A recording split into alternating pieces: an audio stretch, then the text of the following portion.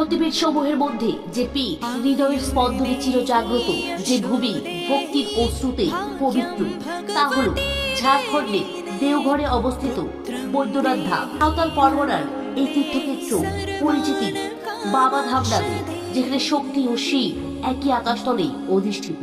পৌরাণিক কাহিনী অনুসারে দক্ষযজ্ঞের পর যখন শিব সঙ্গে উন্মত্ত, তখন ভগবান বিষ্ণু সুদর্শন চক্রে সতীর দেহ খণ্ডিত হলে এই স্থানে পতিত হয় সতীর হৃদয়।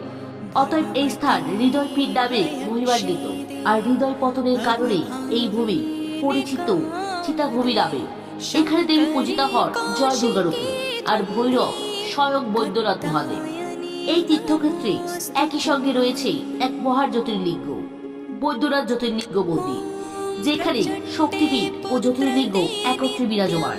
ভারতের তীর্থমালায় এক বিরল ঐশ্বর্য। মন্দিরের চূড়ায় ত্রিশূললয় দৃশ্যমান পঞ্চশূল, যা হলো পৃথিবী, আকাশ, জল, অগ্নি ও বায়ুর প্রতীক।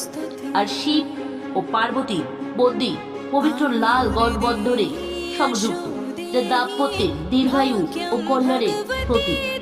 আজও শ্রাবণের প্রভাতে বোলবোম ধ্বনিতে কম্পিত হয় আকাশ পাতাল। কমেন্টে অবশ্যই লিখবে জয় মা দুর্গা, জয় বাবা মন্দিরা।